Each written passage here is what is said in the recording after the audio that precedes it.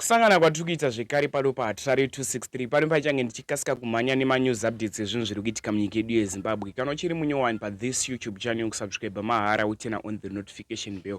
Pane vhidhiyo riri kutenderera mastreets esocial media. Vhidhiyo iri nderevabereki vakabereka vari kutsvaga mwana wavo wavakashaya ave nemakore asiri kuwanika.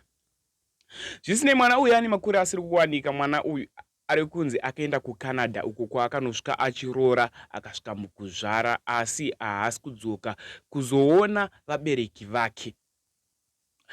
Iye paaigara kuCanada ari kunzi akazobva paaigara hameno kwaakaenda, asi ari kunzi mupenyu ende ariko, asi akanganwa vabereki vake. Zvandichaita da kuisirai vhidhiyo maupdates epanapa tinobatanidza. Ndinokumbira usubscribe utena on the notification bell, uyezve malikes enyu anotibatsira zvikuru kuti vhidhiyo rineri ringe richifamba kuhama neshamwari. Tikarisikewo kuwana munhu ari kutsvagwa nevabereki. Wakaonawo kutsvagwa nemubereki wako woziva kuti vakusuwa, varida kukuona ende vari kutaura kuti hapana chatakatadzirana naye, hapana chaakatitadzira, akabva kunoku zvese zviri correct, asi achienda ikoko akabva anorova. So mubvunzo wevanhu uri pakuti mukadzi ndiye ari kukontrola murume uyu here? Ndochekutanga pamubvunzo wevanhu. Sezvandataura maupdates epanapa tinobatanidza. Ndofunga washamisika kuti ko Hatirari wachona akuita seiko, akutaura imwe nyaya asi musoro wenyaya wasiyana nenyaya yake. No, toda kutanga tati ndozoti ndakatanga ndataura nyaya iyoyo munobva maskipa vhidhiyo. Hamuchaoni vhidhiyo revabereki vari kutamburawo, vari kushingaira kuti vawane mwana wavo wavakashaya pavane makore.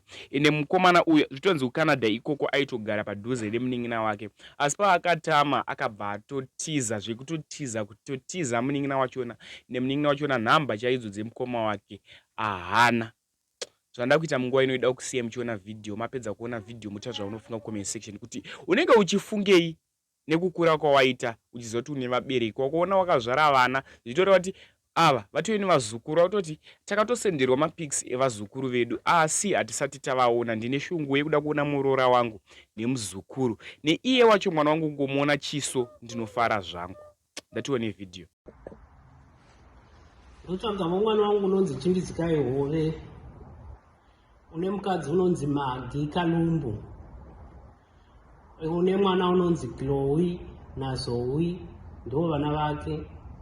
Mwana wangu uyu ndakapedzisira kutaura naye nekumuona chiso chake muna 2010 paakauya kumusha, akazoenda kuCanada adzokera nemudzimai wake, vakasvika vakazvara muzukuru wangu iye unonzi Chloe. Ndakangoona mapikicha ake, vakazozvara umwe muzukuru wangu unonzi Zoe. Ndikangooneswa mapikicha ake, havanazve kuzotaura neni kusvikira iko zvino. Saka ndinokumbiravo kuti kuna vanhu vanenge vachimuzivawo paari vamuudze kuti mai vako vanodawo kukuona, ndadouya kuno kuCanada kuti ndiwomuonavo, kuti auye andione ndiri pamunun'una wake pana private. Ngaauye mwana wangu ndimuone. Munongozivawo kuti kuberekavo kunogwadzapo kutiwo mwana wako ungangonyangarika akasambokufungawo kuti kuna mai kana kuti kuna vabereki kana kuti kune hama dzangu dziriko. Ndinokuda kungomuona auye navazukuru vangu nemuroora wangu ndiuye ndivavone. Kana pane zvandakakutadzira ndinokumbira ruregerero. Muroora kana pane zvandakatadza ndinokumbira ruregerero, asi ndinodavo kuti uye nemwana wangu navazukuru vangu ndizovavona munumwe muchindivonavo. Ndadowira kuno kuCanada kuti ndiwoona kuti mwana wangu ndingamuwana kupi, nekuti pava nenguva ndisingachazivi kumuonavo, kungomuona chiso chake kuti mwana wangu uyu uri pano. Ndizvo zvandinodavo izvozvo. Shoko ramanzwa namai Hove namai Chimbidzikai Hove nderazvokwadi. Ini ndini baba vaChimbidzikai Hove, ndinonzi vaHove. Tine chishuvo chokuti mwana wedu timuone, asi tinongonzwa kuti ari muCanada. Takagara hedu tichiziva kuti vari muCanada, asi akazotama paimba yakanga achigara achienda kune imwe province yatisingambozivi, haana kumbozivisa kana munun'una wake uri muCanada. Wakangoenda akangonyangarika. Zvino ishoko rinoti gwadza, munoziva kubereka kunogwadza. saka tinoshuvawo kuti kana pano munhu anomuziva kwaari mukomana uyu unonzi Chimbidzikai Hove, mukomana mutsvuku murefu, atiudzevo pafoni iyo yatafonera iyi kuti ari papi, tingazama chaizvo kuti tindosvika paari. Kungomuona chete, hana mhosva yaakapara, hapana chimwe chinhu chake chatakamuitirawo chakaipa, kana kuti iye kuda wakasiyagwa nesu, kana kuti kutitsamwisa, kana wakangonyangarika. Zvino tinongofunga kuti pamwe wakafa. Kana ari mupenyu, imi munomuziva, tibatsireiwo, tapota. Next update, ndofunga mazvinzwiro vabereki vachitaura. Next update, pane vamwe vanenge vakaona this video, kubva kwaita vamwe vanenge vasina kuona this video. Saka kana wakariona, tikumbura tingoratidza vamwewo video iri riri kutenderera mastreets esocial media. Ndozoona mwana kuti hatirari aiwa video ndakariona, but pano mwana utoya achikomenta achiti zviri kuitika munyika yedu yeZimbabwe ndasiri kutoziva ndo zviri kuitika. Pane vamwe vanenge vasati vaona update, kuita vamwe vanenge vaona update. So update yakamira so. Pane chipatara chemuno muZimbabwe kuchitungwiza, ende vanhu veipapo, manese ipapo, vanhu vanotorera mapapers vakabvumirwa basa negovernment kuti vashande. Zvisinei, pachipatara apapa magetsi ari kunetsa, ende pane munhu aitoda kubatsirwa ari pachipatara apapa ainge akutocha nefoni yake. Ndo zviri kuitika munyika yedu yeZimbabwe, asi unoona vanhu vachitengerana mota. Handina kutaura zita remunhu, ndangoti unoona vanhu vachitengerana mota. Asi vamwe vanhu muzvipatara vari kutambura, ende vari kushaya mushonga yakanatsokwana muzvipatara apapa, panga pasina kana light. Azopedzisira iye munhu ari kubatsirwa ndiye anga akutotocha nefoni yake. Vadikani, ndo zviri kuitika munyika yedu yeZimbabwe, ndokuri zviri kuitika kune dzimwe nzvimbo, ndo zviri kuitika muno munyika yedu yeZimbabwe.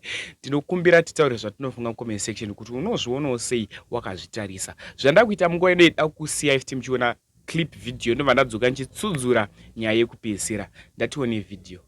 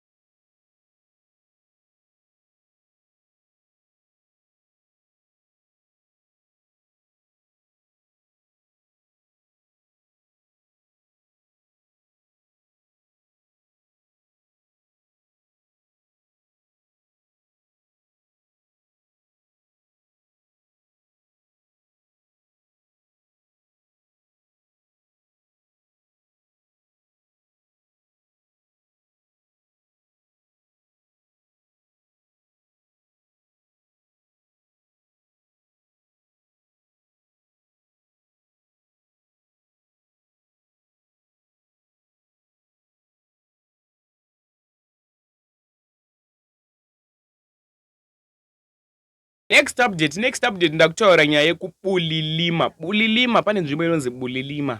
Even nguva yema-election paya vanhu ivavo vanoda Nelson Chamisa zvakapfurikidza. Zvisinei, unongoziva wakafarira munhu anokuitirawo. Wakadyara ruvengo unomakwawo, but wakadyara rudo unodiwawo. Nzvimbo inonzi Bulilima iyi iri kusapotwa nana Nelson Chamisa.